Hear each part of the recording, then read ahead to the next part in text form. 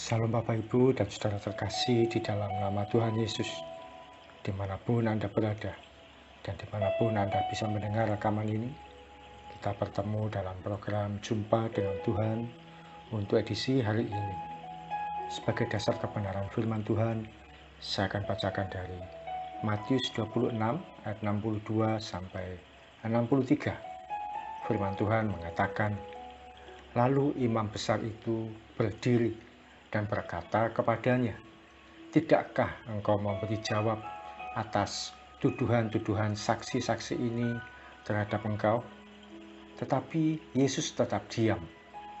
Lalu kata imam besar itu kepadanya, "Demi Allah yang hidup, katakanlah kepada kami, apakah engkau Mesias, Anak Allah, atau tidak?" Hari-hari ini Tuhan mengajarkan pada saya satu hal yang bisa jadi tidak banyak orang yang tahu, meskipun sebenarnya banyak tertulis di Alkitab. Pembelajaran yang satu ini kalah populer dengan hal rohani lainnya, seperti pujian penyembahan, kuasa, ucapan syukur, atau berdoa, dan sebagainya. Pembelajaran iman yang perlu kita alami dan pahami saat ini yaitu tentang berdiam atau diam. Kalau dilihat di Alkitab, sebenarnya ada banyak kali kata diam yang dituliskan. Entah mengapa, beberapa waktu belakangan ini Tuhan singkapkan pada saya. Tapi ketika mempelajarinya, ada hal baik di dalamnya. Pengertian diam yang kita pelajari hari ini yaitu situasi hati yang tenang, menahan diri, dan tidak mudah emosi. Oleh karena itu, diajarkan dalam firman Tuhan untuk memiliki sikap diam, yaitu menutup mulut. Yesus ketika dihadapkan pada imam besar, dia memilih sikap untuk diam, tidak berkata-kata, dan tidak membalas berbagai tuduhan yang diucapkan kepadanya. Dengan satu kalimat pun, Yesus tidak membalas, meskipun saat itu dihadirkan banyak saksi dusta. Betapa hari-hari ini orang cenderung mudah untuk emosi dan tidak bisa menahan amarah. Situasi yang ada menyulut orang untuk reaksi dan respon cepat tanpa tahu masalah sebenarnya. Betapa sering kita melihat ketika di YouTube atau media sosial, hanya melihat dari tayangan video beberapa detik, orang kemudian segera bereaksi dengan kata-kata yang menyalahkan keadaan, menyalahkan seseorang, menyalahkan apapun juga. Padahal orang ini tidak ada pada situasi di mana video itu ditayangkan. Namun ketika seseorang mengambil sikap diam, ketika kita mengambil sikap diam, tenang, dan menguasai diri, maka kita akan menjadi pribadi yang bisa menundukkan keadaan, meskipun sebenarnya kita tidak melakukan apa-apa. Sekali lagi, orang yang diam, dia akan menjadi pribadi yang bisa menundukkan keadaan, meskipun sepertinya dia tidak melakukan apa-apa. Ketika Anda mengalami situasi disalahpahami, cenderung dibully, disalah mengerti, atau bahkan difitnah, jangan pernah bereaksi salah. Diam saja. Jangan mudah terbawa emosi. Jangan segera ambil tindakan, lalu membela diri dengan berbagai kalimat A, B, C, dan sebagainya.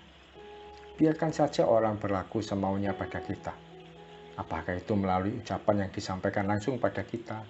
Apakah itu melalui tulisan di WhatsApp yang kata-katanya menyakitkan? Atau melalui tindakan yang tidak menyenangkan yang kita alami, yang ditujukan kepada kita? Ketika kita mengambil sikap diam, kita bisa menimbang segala sesuatunya.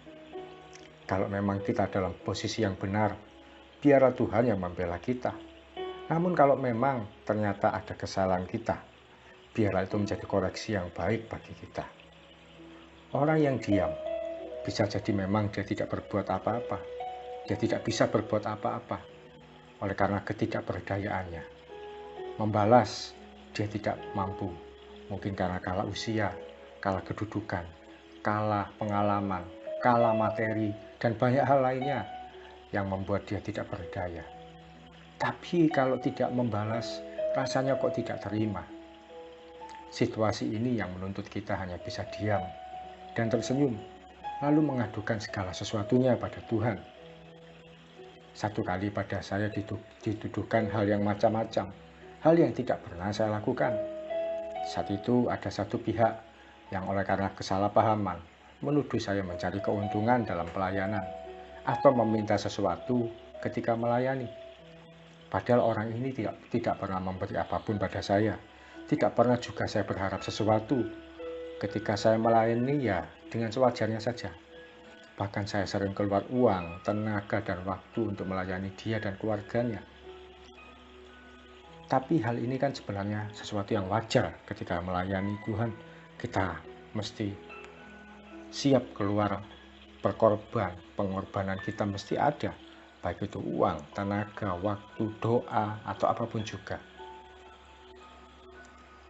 Ketika saya berdoa, Tuhan ingatkan, diam saja.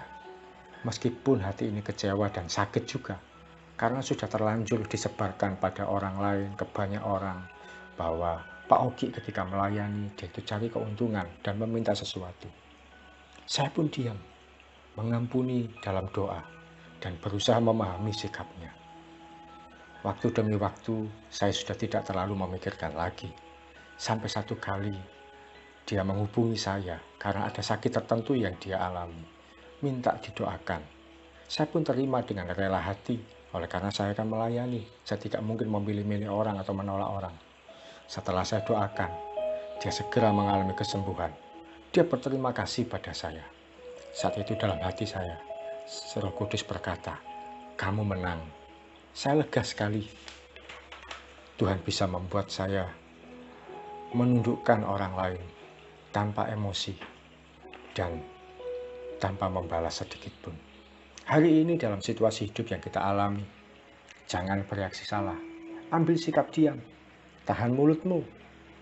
Tahan gerakan jarimu dari mengetik sesuatu di WA atau di media sosial. Dan tahan tindakanmu. Kalau memang air mata itu keluar, tidak apa-apa. Tapi biarlah kita tetap diam. Hindari perbantahan, hindari perdebatan, dan jauhi konflik yang tidak perlu. Kalau kita diam, Tuhan yang akan bertindak bagi kita. Mari kita datang pada Tuhan. Tuhan Yesus, terima kasih. Hari ini kami belajar sesuatu yang baru bagi iman kami. Ajari kami ya Tuhan untuk diam dan tidak bereaksi salah. Dan tidak mudah respon dengan emosi. Sekalipun situasinya kami sedang disalah mengerti, disalah pahami, dan dituduhkan hal yang tidak semestinya. Kami mau belajar diam dan menyerahkan semuanya pada pembelaan Tuhan. Terima kasih Tuhan, kami siap melangkah sepanjang hari ini.